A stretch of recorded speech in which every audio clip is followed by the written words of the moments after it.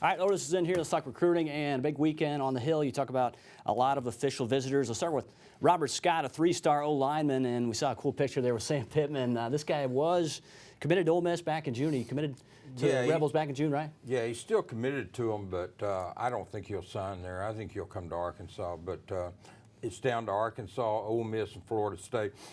You know, and the odd about those three schools, Drew, is all three had coaching changes. Yep. You know, and he visited Ole Miss right before the dead period in December, the first weekend. And Sam had gone down on Tuesday. He was hired on Monday, or hired technically Sunday, and then had the press conference Monday, and went on the road recruiting Monday night. But he was in Conway Tuesday morning, and he told Robert, he asked Robert, just give me a chance to recruit you. And Robert went ahead and kept the Ole Miss visit, but he didn't sign early with them, so it gave Arkansas a chance, and he got him out here this weekend on an official visit.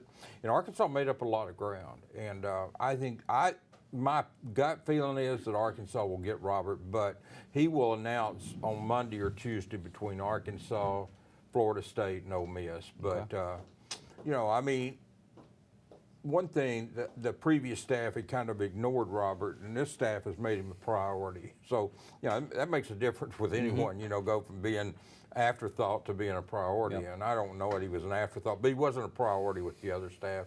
And he is with this staff, and they've made it a point to let him know that. Other recruits have reached out to him, and that meant a lot to the kid. So I think, at this point, I think Arkansas will get him, but it could go any of the three ways. I like this kid, C.J. Dixon. He decommitted from Illinois. He's out of the state of Georgia. Tell me about him. He's a four-star. Pretty big kid, right? Yeah, he is. He's not 6'6". He's probably 6'4", 6'5", but he's a big kid. I mean, he's not small, but, you know, he's listed 6'6" on their roster on Max Press. But regardless of that, he's a big kid who's got a strong arm. Going to visit Georgia next weekend, he said, but he said it's between Arkansas, Georgia, and Alabama. I really feel like Arkansas will get one of the two quarterbacks, either he or Malik Hornsby. But, you know, CJ's a kid that's really can do some things with his legs, you know, can kind of run. But his coach, I talked to his coach, and Coach Carter was telling me that this is a kid that loves to use his arm, and he's got a strong one, can make any throw on the field, so that's good. A lot of talk about Malik Hornsby. You mentioned Malik. Where are we right now in terms of his recruitment? Well, he's going to visit Baylor next weekend. I think he's a priority for Arkansas, a high priority. I think if they can get him, they'll be happy there. One interesting thing with Malik is ask him about Felipe Franks. Does that hurt Arkansas's recruiting? Because it helped. Because he said he wants to play as a freshman, but if he has to come in and learn from someone like Felipe Franks, it's a big help. So this kid's looking at the big picture. He knows that, you know, what Franks has done at Florida and stuff. And so it actually helped Arkansas in that regard. There again, he's going to visit Baylor next weekend. Baylor's got had a coaching change too, you know. He said, you know, he was close to Coach Rule, but because he had talked about being down to Arkansas and Baylor. He visited A&M, Purdue, and North Carolina, where he was once committed, but then he decommitted from North Carolina. But he was close to Coach Rule, but like so many schools, they changed coaches too, and so he's kind of getting to know the new coaching staff, and so we'll see how that goes next weekend. But in what ways did Arkansas visit help them? His answer was always, all the way. So you got to like that. That's good feedback, yeah.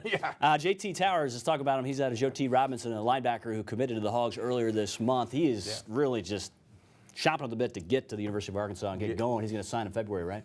Yeah, his host was Blaine Toll, so that's Blaine's first recruiting job. You know, Blaine's only been here a couple of weeks, you know, but yeah, JT's a kid that Utah offered this past week, by the way. He flew under the radar. He played quarterback over at Glen Rose till this year, and he goes to Joe T. Was a backup quarterback, but mainly a linebacker there. And I mean, he just blew up. I mean, 171 tackles, 100 and something unassisted. I think 101 solo or something, like 40-something tackles for losses. I mean, it's unbelievable. 15 sacks. He's about 6'3", 6'4", big, tall kid. Going to put on weight. And yeah, he's the type of kid that you love because he's smart. He's a hard worker. Coach Moppin was telling me over at Joe T that this kid, no matter what happened, he's fought injuries and stuff. It didn't matter. He came in with a smile on his face and ready to work the next day. It didn't matter. He didn't let setbacks get to him, and that's something that I guess we could all learn from. But he's going to be a good one for Arkansas. I really believe that. Let's close with tight end because that's a spot I think a lot of people are concerned about right now, building more and more depth. Brandon Fraser just made his second official to Arkansas.